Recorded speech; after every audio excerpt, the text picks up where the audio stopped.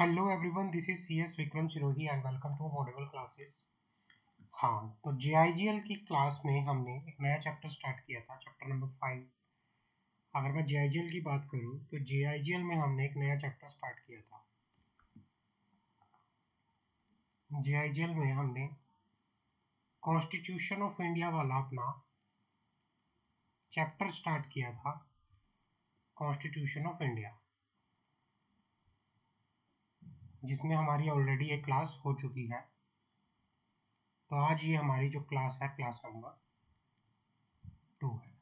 Clear है? तो class को स्टार्ट करते हैं फर्दर। हमने लास्ट क्लास के अंदर अपना, अगर मैं बात करूं, लास्ट क्लास के अंदर हमने फंडामेंटल राइट्स तक बात कर ली थी। ठीक है ना? लास्ट क्लास के अंदर हमें फंडामेंटल राइट तक बात कर ली थी कि हमारे फंडामेंटल राइट्स कौन कौन से होते हैं। हमने बात की थी, if I am talking about the fundamental rights, तो पहला जो है आर्टिकल 14 से लेकर 18 तक जो बात करता है वो है राइट टू इक्वालिटी। क्या है? Right to equality. दूसरा है राइट टू फ्रीडम। तीसरा है right against exploitation.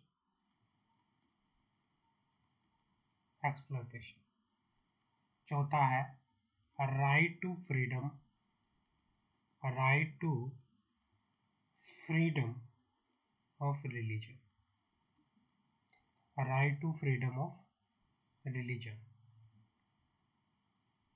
Educational right, educational right and right to constitutional remedy, right to constitutional remedy. हमने अपनी लास्ट क्लास में इनकी बात की थी। हमारे fundamental right, right to equality, right to freedom, right against exploitation, right to freedom of religion, right to culture and education, right to constitution remedy, ये हमने बात की थी। आगे बात करते हैं। आज हमारे पास नया टॉपिक है, नया टॉपिक आर्टिकल 12 है। आर्टिकल 12 बात करता है स्टेट की। आर्टिकल किसकी बात करता है? 12। आर्टिकल 12 बात करता है स्टेट की। स्टेट का मीनिंग क्या होता है? कॉन्स्टिट्यूशन के अंदर स्टेट का मीनिंग क्या है उसकी बात करते हैं। What is the meaning of state? If I am talking about state under the constitution article जो 12 है वो बात करते हैं। With a few exception, all the fundamental rights are available against the state. Under Article 12, unless contest otherwise required, state include. मतलब ये कहना चाह रहा है कि all the fundamental rights, जितने भी fundamental rights हैं एक सिटीजन को अवेलेबल है, वो किसके अगेंस्ट अवेलेबल हैं? all the fundamental rights वो किसके अगेंस्ट अवेलेबल हैं? are available against the state, against the state। वो स्टेट के अगेंस्ट क्या है? अवेलेबल। अब स्टेट में क्या क्या आता है? स्टेट में क्या क्या आता है? State includes the government and parliament of India. State में क्या आता है? गवर्नमेंट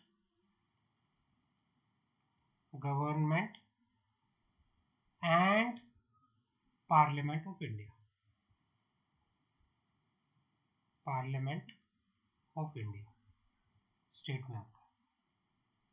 दूसरा क्या आता है?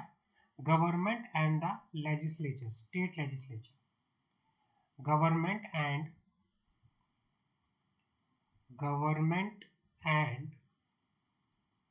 the legislature of each of the state, of each of the state. और क्या आता है, local authorities.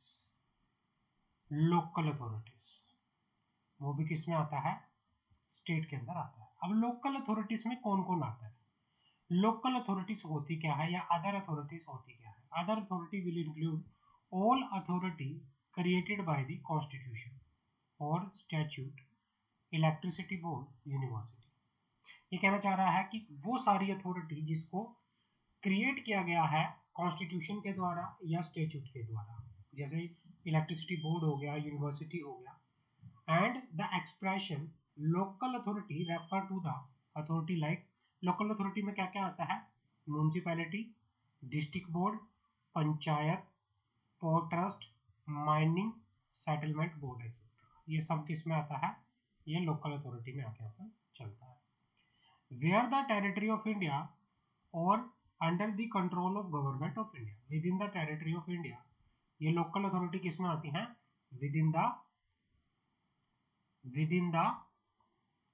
Territory of India, within the territory of India. अब ये बात करते चलता है, the word under the control of government of India bring into the definition of state not only every authority within the territory of India but also those functioning outside India provided such authority are under the control of government of India। यहाँ पे क्या है, authority जो under the control of government of India है, इसमें वो authority भी आती है जो इंडिया से बाहर काम कर रही है लेकिन वो किसके कंट्रोल में है, वो गवर्नमेंट ऑफ इंडिया के कंट्रोल में है, तो वो भी इसके अंदर काउंट होकर यहाँ पर चले। क्लियर है, तो ये स्टेट की डेफिनेशन थी। स्टेट के अंदर क्या आता है, central government and parliament of India, state government and state legislature, local authority, other authority. Clear है। अब आते हैं एप्लीकेबिलिटी ऑफ फंडामेंटल राइट्स। अब बात करते हैं applicability of fundamental rights. Article 13, article 13 क्या कहता है, यहाँ पे बात करते हैं। Article 13 provide that any law will be invalid if law is against the fundamental right। Article 13 क्या कहता है, आर्टिकल 30 ये कहता है, आर्टिकल 13 ये कहता है हर वो लॉ जो या कॉन्स्टिट्यूशन के पहले बना या कॉन्स्टिट्यूशन से बाद में बना, एनी लॉ या तो प्री कॉन्स्टिट्यूशन है, एनी लॉ या तो प्री कॉन्स्टिट्यूशन है या फिर पोस्ट कॉन्स्टिट्यूशन है, या तो प्री कॉन्स्टिट्यूशन है या फिर पोस्ट कॉन्स्टिट्यूशन है। वो क्या होगा, अगर वो फंडामेंटल राइट के, अगर वो फंडामेंटल राइट्स के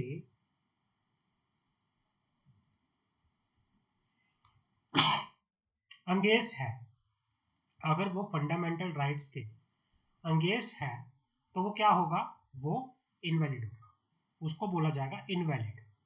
It provides that state shall not make any law which is take away, amended or abridge the fundamental। कि भाई गवर्नमेंट कोई भी ऐसा लॉ नहीं बनाएगी जो क्या कर रहे हैं, जो अमेंड कर रही है, अब्रीज कर रही है, ये टेक अवे कर रही है किसको, फंडामेंटल राइट, जो फंडामेंटल राइट को ओवरराइड कर रहा है। कोई भी ऐसा लॉ जो है वो गवर्नमेंट नहीं बनाएगी। क्लियर है।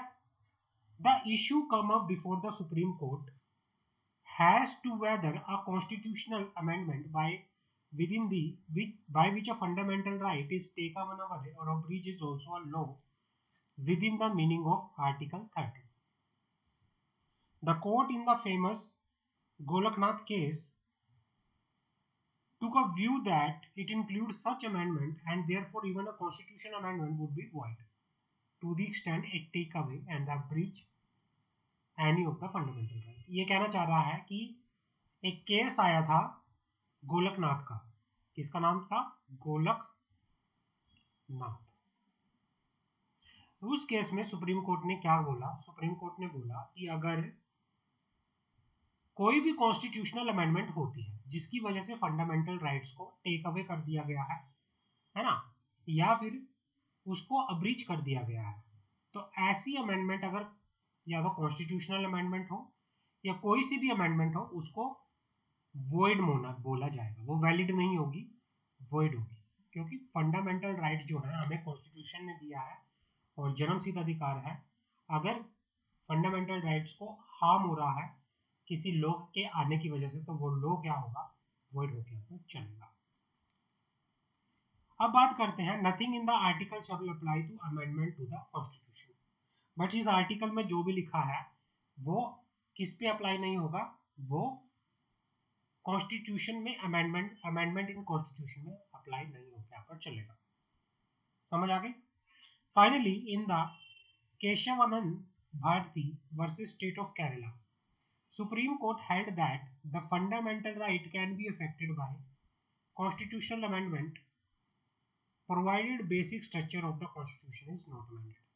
मतलब ये कहना चाह रहा है कि अगर कॉन्स्टिट्यूशन में अमेंडमेंट हो रही है उसको अफेक्ट किया जा सकता है, फंडामेंटल राइट अफेक्ट हो सकते हैं, किसकी वजह से, कॉन्स्टिट्यूशनल अमेंडमेंट की वजह से अफेक्ट हो सकते हैं, बट क्या नहीं होना चाहिए, जो बेसिक स्ट्रक्चर है कॉन्स्टिट्यूशन का, जो बेसिक स्ट्रक्चर है कॉन्स्टिट्यूशन का वो अमेंडमेंट नहीं होना चाहिए, जो बेसिक स्ट्रक्चर है वो अमेंडमेंट नहीं होना चाहिए। वैसे अगर मैं नॉर्मली बात करूं, ऐसी कोई भी अमेंडमेंट नहीं हो सकती लॉ के अंदर जिसकी वजह से क्या हो रहा है, जिसकी वजह से टेक अवे किया जा रहा है, अब्रिज किया जा रहा है फंडामेंटल राइट्स को।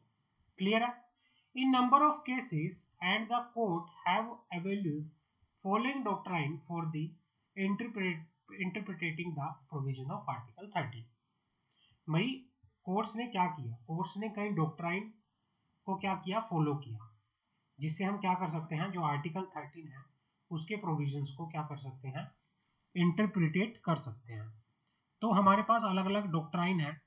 पहला डॉक्ट्राइन का नाम है doctrine of severability, doctrine of severability. Severability क्या होता है, doctrine provide that all law in force in India before the commencement of constitution shall be void insofar as they are inconsistent with the provision of a constitution. भाई India में constitution के आने से पहले, भाई यहाँ पे क्या कहना चाह रहा है, डॉक्ट्राइन ऑफ सोवरेनिटी क्या कहना चाह रहा है, सवेरेबिलिटी क्या कहना चाह रहा है, डॉक्ट्राइन ऑफ सवेरेबिलिटी कह रहा है कि भाई कोई भी लो, कोई भी लो जो कॉन्स्टिट्यूशन के कमेंस होने से पहले, जो कॉन्स्टिट्यूशन के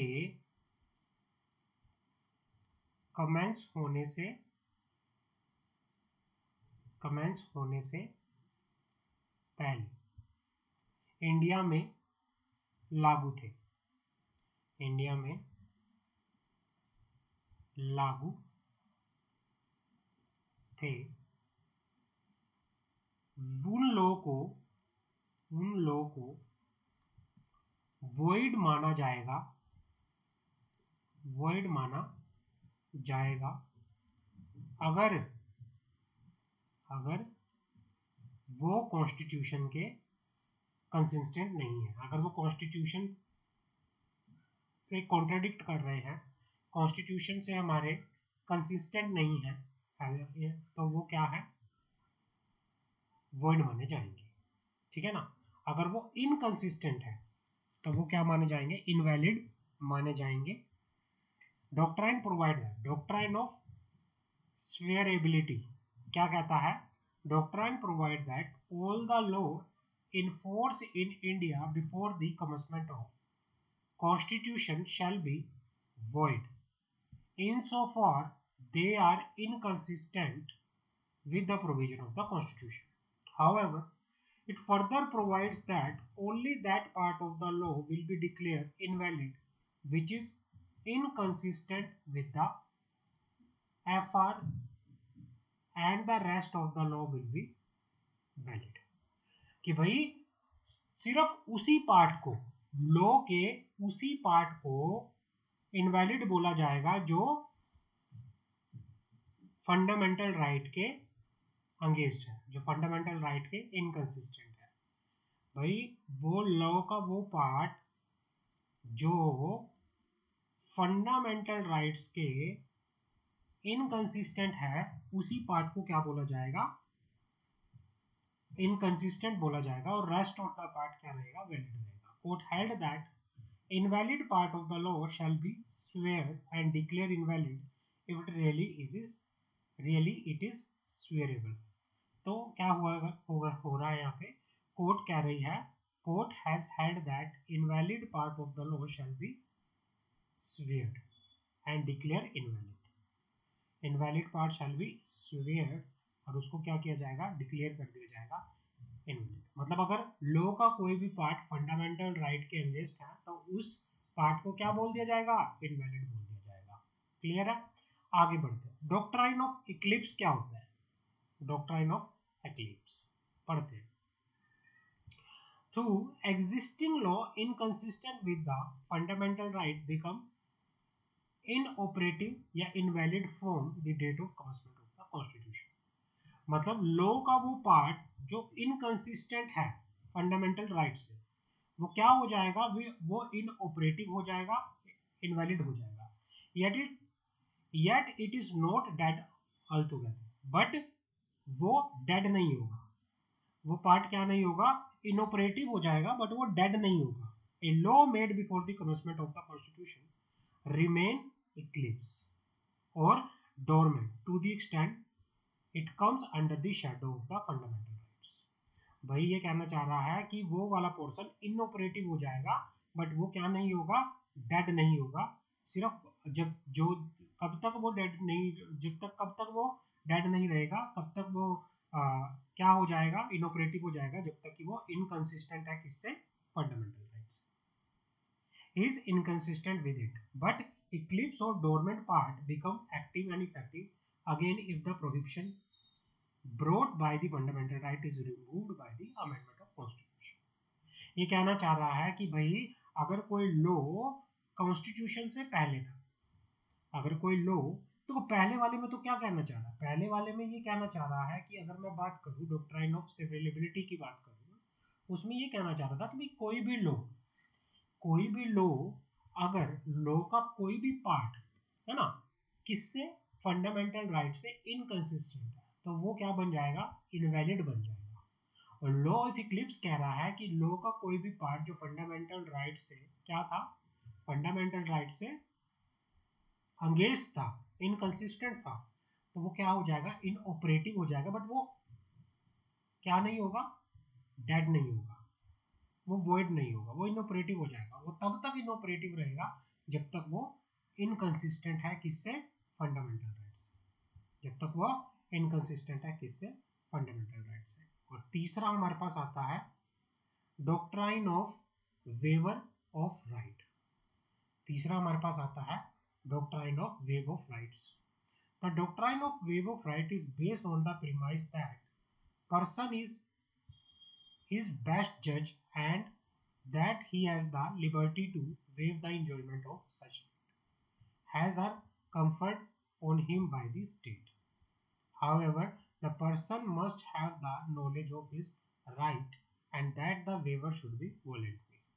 ये कहना चाह रहा है कि भाई doctrine of waiver of right का मतलब क्या होता है कि भाई पर्सन अपना जो, पर्सन को अपने बारे में खुद पता होता है ना, पर्सन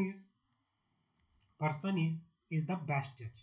अपने खुद का जो पर्सन है बेस्ट जज है, अपने बारे में उसको पता है, and that he has the liberty to waive the right of enjoyment of such right has conferred by him by the state. और उसके पास राइट है कि भाई जो गवर्नमेंट ने उसको कोई राइट दे रखे हैं उनकी इंजॉयमेंट को वो क्या कर सकता है, वेव कर सकता है। However the person must have the knowledge of his right, यहाँ पे पर्सन को अपनी फंडामेंटल राइट्स का पता हो, और जो भी वेवर स्टेट मतलब जो गवर्नमेंट ने दे रखा है, स्टेट ने दे रखा है, उसको वो क्या कर सकता है, वेव कर सकता है, उसको वो क्या कर सकता है, वेव कर सकता है। क्लियर है, समझ आ गई। ये था डॉक्ट्राइन की बात, वो तो थी डॉक्ट्राइन की बात। आगे बढ़ते हैं, राइट टू इक्वालिटी। आज का जो हमारा डिस्कशन रहेगा वो राइट टू इक्वालिटी पे रहेगा। राइट टू इक्वालिटी आर्टिकल 14 से लेके 18 तक बात करता है right to equality. Right to equality का मतलब होता है इक्वालिटी बिफोर लॉ, कि लॉ की नजरों में सब क्या है, बराबर है। Equal protection of the law, कि भाई क्या है, सबका इक्वली क्या हो, प्रोटेक्शन ऑफ लॉ का। अब बात करते हैं इक्वालिटी बिफोर लॉ के अंदर क्या होता है, negative concept. The expression equality before the law is declaration of equality of all person with in the territory of India, implying there by the absence of any special privilege in favor of the individual। ये कहना चाह रहा है यहाँ पे जो law की नजरों में जितना भी इंडियन के पर्सन है वो सारे क्या हैं, बराबर है। Equality law, right of equality के अंदर क्या कहना चाह रहा है कि the equality before the law is a declaration of equality of the all person with in the territory of India, imply thereby the absence of any special privilege in the favor of the individual।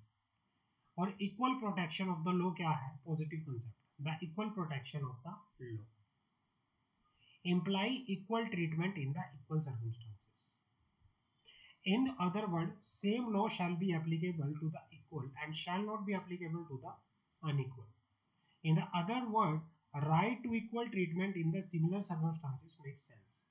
Thus if there is a reasonable basis, मतलब circumstances के base में जो इसमें equality का treatment होगा वो circumstances के base पे होगा, सर्कमस्टांसिस के बेस पे।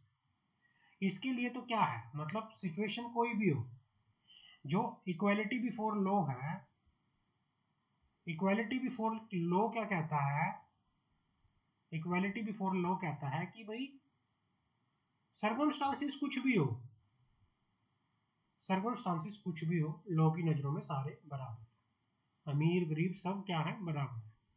बट यहाँ पे क्या है, सर्कमस्टांसिस को कंसीडर किया जाता है, सर्कमस्टांसिस के बेसिस पे इक्वालिटी दी जाती है ना, यहाँ पे सर्कमस्टांसिस के बेसिस पे इक्वालिटी दी जाती है। In other word, right to equal treatment in the similar circumstances makes sense. Thus if there is reasonable basis of classification, that legislation would be entitled to treat different class differently। मतलब हर एक class की जो circumstances है उस class के accordingly वो लोग क्या है, इक्वल है, उनके साथ इक्वल ट्रीटमेंट किया जाएगा। समझ आ गई, ये बात कर जा रहे हैं इसके क्लास के बेसिस पे होती है। Legislative classification, article 14 forbid class legislation but does not forbid classification. भाई क्या है, आर्टिकल 14 बात करता है वो क्लास लेजिस्लेशन को फॉरबिड करता है और वो does not forbid classification। Permit classification must satisfy two conditions।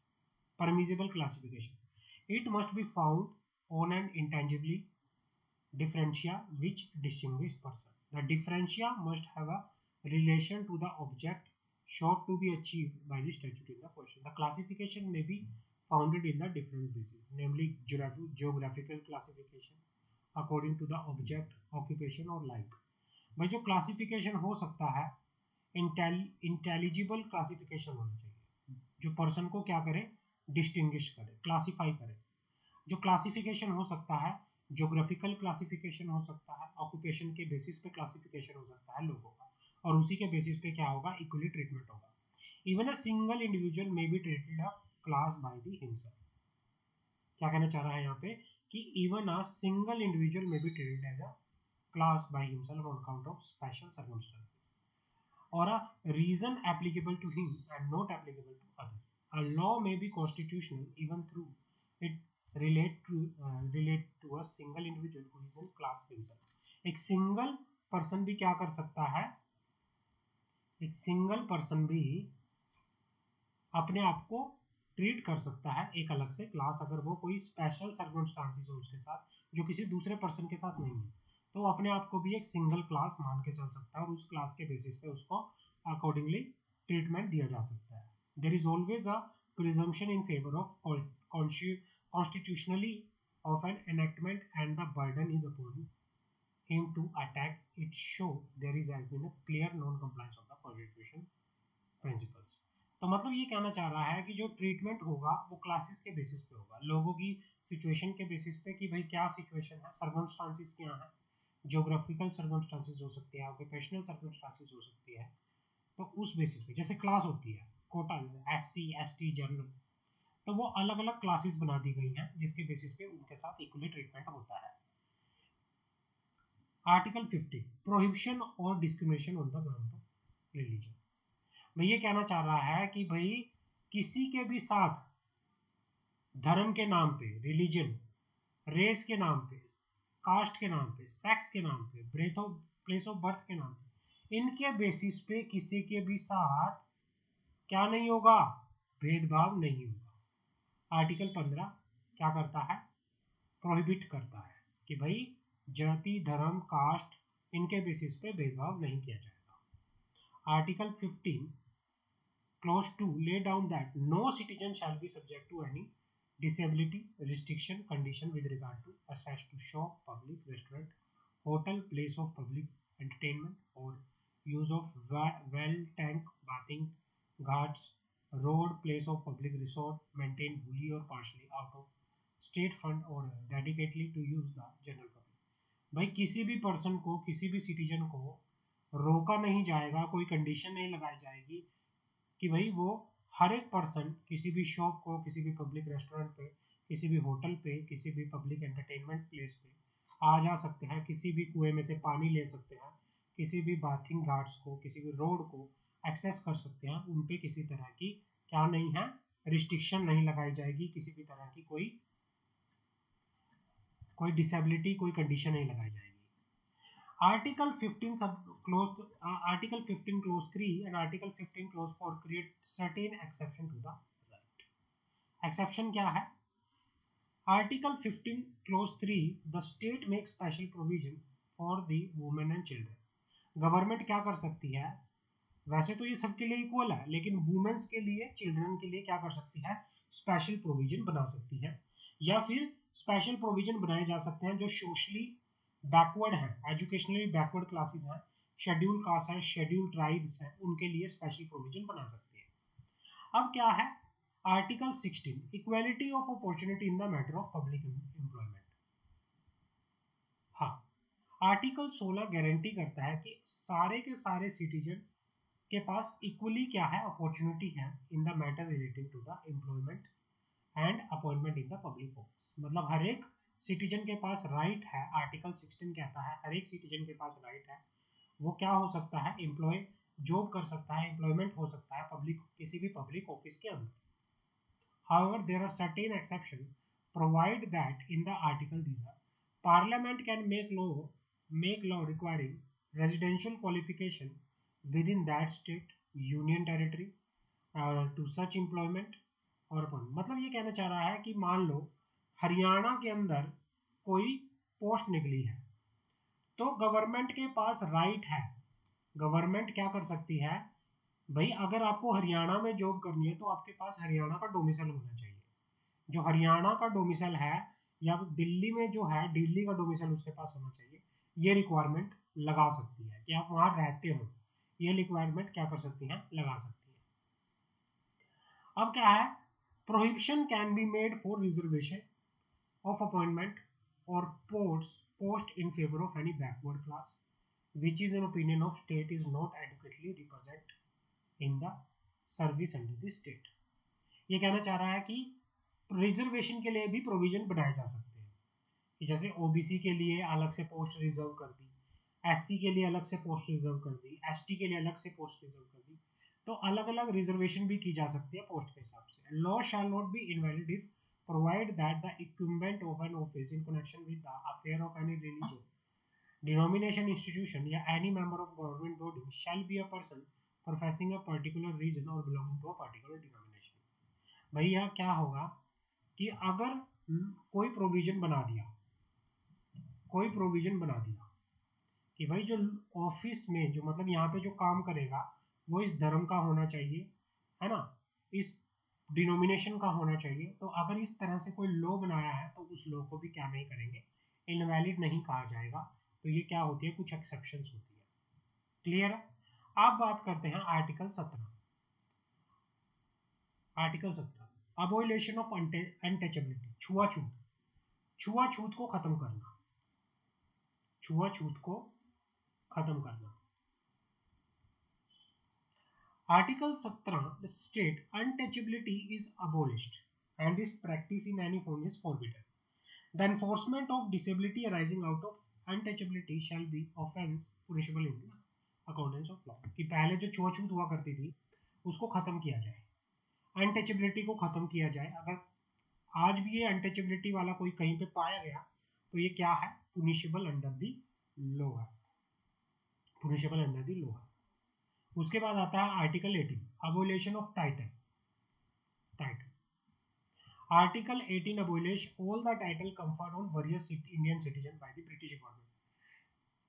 पहले ब्रिटिश गवर्नमेंट क्या करती थी, अलग अलग टाइटल दे दिया करती थी. अगर किसी इंडियन सिटीजन को ब्रिटिश गवर्नमेंट ने कोई टाइटल दे रखा है ना, तो उन टाइटल को use of title is prohibited has result in creating superior and inferior class of citizen. अगर वो ब्रिटिश गवर्नमेंट ने कोई टाइटल दिया था तो वो टाइटल भी क्या हो जाएंगे, प्रोहिबिटेड हो जाएंगे, क्योंकि राइट टू इक्वलिटी में सब बराबर है, कोई सुपीरियर इंफीरियर नहीं है. No title not being a military, no title not being a military और academic distinction shall be conferred by the state. सिर्फ मिलिट्री के टाइटल को छोड़ के या एकेडमिक कोई, जैसे पीएचडी में आप डॉक्टर की उपाधि लगा सकते हो, इन प्रोफेसर लगा सकते हो, इन सारे टाइटल को छोड़ के, है ना. और जैसे मिलिट्री के टाइटल होते हैं, जैसे कैप्टन हो गया, कर्नल हो गया, है ना, लेफ्टिनेंट हो गया, इन सारे उसको छोड़ के मेजर हो गया, ठीक है ना. तो इन आर्टिकल को, इन जो टाइटल है इनको छोड़ के बाकी कोई भी इधर उधर का दूसरा कोई टाइटल आप यूज नहीं कर सकते. No citizen of India shall accept any title from the foreign state. ना ही फॉरेन गवर्नमेंट से कोई टाइटल जो है सिटीजन ऑफ इंडिया एक्सेप्ट कर सकता. तो ये हमारे पास क्या है, राइट टू इक्वालिटी, जो हमने आर्टिकल 14 से लेकर 18 तक पढ़ा है. आज की क्लास में हम इतना ही करते हैं.